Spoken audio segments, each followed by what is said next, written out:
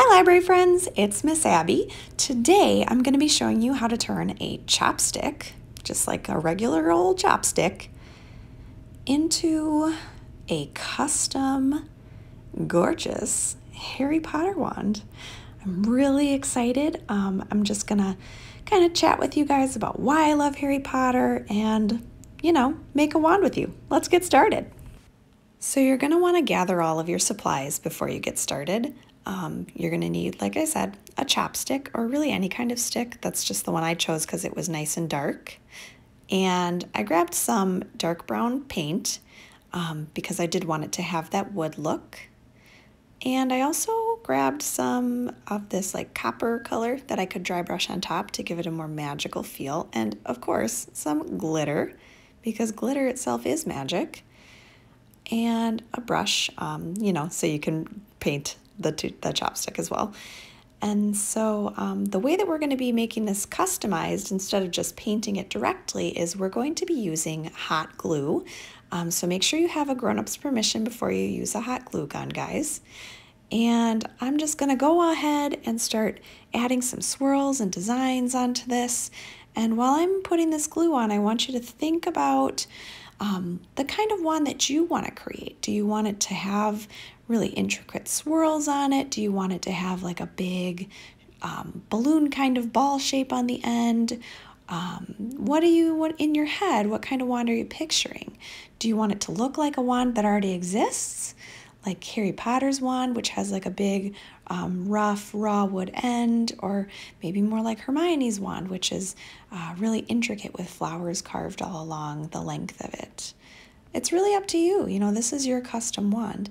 You might find that instead of working with hot glue like I am, that maybe you want to grab some Sculpey or some air dry clay to add some more details, because like with clay you could stamp out a shape like a star or something and get that to stick onto it.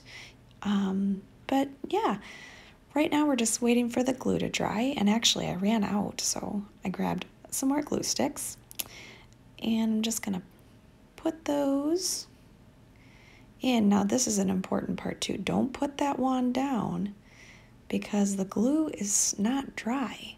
And if you do put it down, it's gonna just stick to whatever you put it on. That won't be fun. I'm just kind of building up the end on this here. Getting it really nice and gloopy because I want it to be a good handle. You see like the Elder wand, it's got a real nice handle on the end of it. So we want to make sure we've got a good spot to hold on to our wand.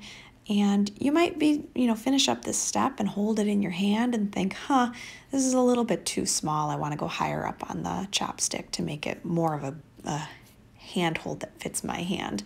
And that's totally okay too. I would recommend starting smaller and then adding more if you're interested after it's dry. Because right now if you touch it, it's just going to stick on your fingers and it might burn you, so be very careful. I use a low temperature hot glue gun because then it does dry a little bit quicker, and also I'm not going to burn myself, I want to be careful. My hands are important. You might get some of these strings, but you can really easily clean those ones up at the end. Now you can see that our ball on the end there is getting a little bit misshapen, so that's why I'm going to start twirling this here. When we're spinning it and twirling it, we're kind of forcing the glue to work against gravity, which is pulling that glue down and trying to get it to flop out, So when I'm twirling it in my hands there, I'm trying to force it to kind of keep a unique little ball shape. You can see that there, that it has a very fun little unique shape. It kind of reminds me of like the stick shift on a car, right? Cleaning up some of these little fluffy pieces. Those are easy to clean up too at the end when it's dry, but I would definitely recommend cleaning those up because if you don't clean them up and you paint over them, they're going to be on that wand forever. So if you want it to be really nice, clean aesthetic, you're going to want to go ahead and clear off those little extra pieces. But you see how just holding it that way, it made my little blob on the end get funky. So I'm going to try again to work on making that shape a little more organic and round. Just kind of, don't touch it, just kind of holding it the opposite direction, watching it as it's drying, and you can kind of see the dry parts there are like getting kind of cloudy looking and not very clear anymore. And that's when you're going to know that it's really nice and dry. It's going to be all cloudy all the way through. So here I'm just spinning it to give it a, ooh, look at that. Kind of looks like an elephant foot. That's cool. Trying to make it have a cool, unique shape. And you know, it's really fun because no matter how many times I've made wands, and I've made lots and lots of wands this way for Harry Potter birthday parties and different stuff like that, they always come out totally different. I've never had a wand look the same. You can see here, I took a little break to let it dry, and it's totally dry now, nice and hard. And you can tell because it's that milky color that we were talking about, a little cloudy. So now I'm just cleaning up a couple more little pieces here, trying to make it nice and smooth so that it looks really good, you know? And we're gonna get ready to start brushing on some of our paint colors now. You might decide, hey, I actually kind of like the way this looks. But if, like me, you would want to make it look more continuous, then you're going to grab your color. You can use a dark brown or a light brown. This one is pretty dark. You can see it's pretty dark in the lid there. And I just kind of plop a little bit onto some cardboard because I don't want to put too much on. I don't really need that much. It's going to spread pretty nicely, especially over the hot glue. Make sure you put the cap back on, kids. This one's raw umber, as you can see, but there's so many different colors. You can use a lighter one or a darker one. I like a nice big fluffy brush for this, and I try not to load up the paint too much on it, but then I'm just gonna start, you know, brushing it right directly onto the big globby end part there. It's really nice to try to get into all those little nooks and crannies because you want to make sure that it's all totally coated. And the good thing about this paint layer is that it looks, you know, it looks kind of shiny now, but especially when it dries, it's going to have a nice matte finish that gives it a real wood look, which is kind of what we're trying to go for, right? We want it to look like it was hewn from a wood of some kind. So I'm just continuing up the end here, trying to make sure it's all totally covered. And this is the part where because I used a dark chopstick, it really helps because I'm not trying to cover up a bunch of white or light colors. So if you have that option to try to find a darker colored stick, then it's a little bit easier to put this dark color on top of it because, you know, say you miss a spot or, you know, the paints, you don't really have that much of it, it's gonna go a lot further because it's kind of just adding this dry brushed wood look to it. Oh, I forgot a spot. Oop, just trying to get into all those little spots. Okay.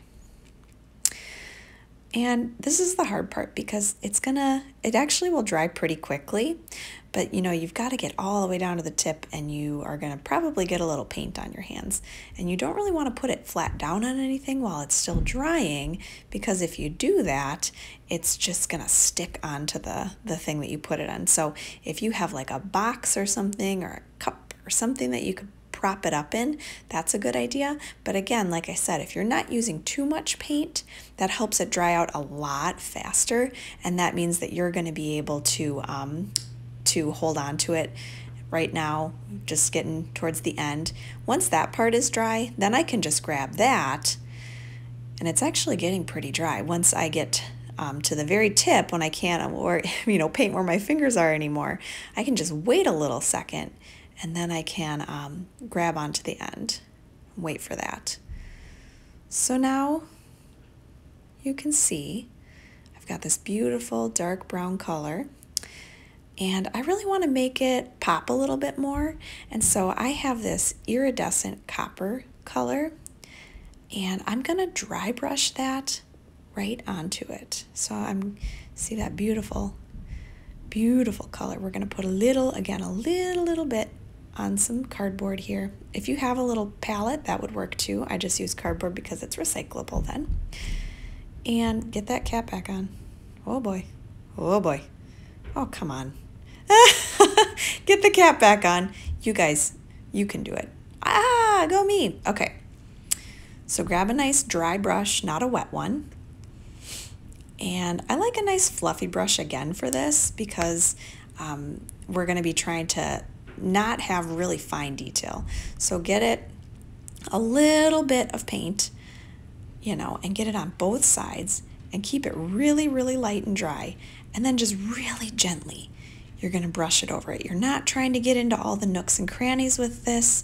You're just trying to kind of add an aged look to it.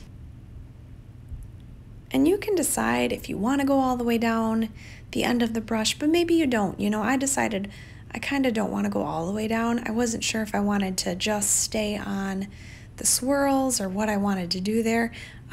But once it's on there, you know, you kind of can't take it back. So I'm just going real nice and light on the whole thing, getting a little more paint there. I'm almost out. Remember, keeping it really dry. Brushing the end, just giving that fine aged look too. And getting in the cracks a little bit more just because I want it to look really natural, like it's part of the design. So I'm not actually going to go all the way up to the tip, but I am going to go a little bit further down just to kind of add some like continuity to the whole design. And there we go. What do you think? Oh, I think that looks cool. I already want to make another one.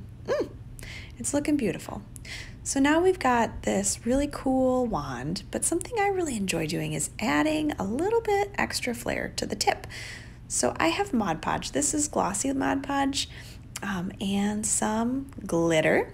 I picked blue just because. And what we're gonna do is we're gonna dip just the tip of our wand into the Mod Podge. So just a tiny, tiny amount on the end. Get it a little bit wet. I'm gonna kind of get rid of some of this extra stuff. It doesn't really need to have that much on it because we're just gonna dip this into the glitter then, and it's gonna pick it up pretty well. So we want a nice thin layer, and anywhere where that Mod Podge is, it's gonna work. Now, if you don't have Mod Podge, you could use like glittery nail polish, or you could use just glue that's a little bit like Elmer's glue kind of on the tip. And I'm gonna open up my glitter here, and you know it's gonna get everywhere because it's glitter. Oh boy. Oh, there we go. It's all right. Oh, yep. Okay. Fallout. So just really gently dip it in there. The glue won't stay behind, the glitter will come away with it. And just gonna knock off some of that extra stuff. We don't need that much, honestly.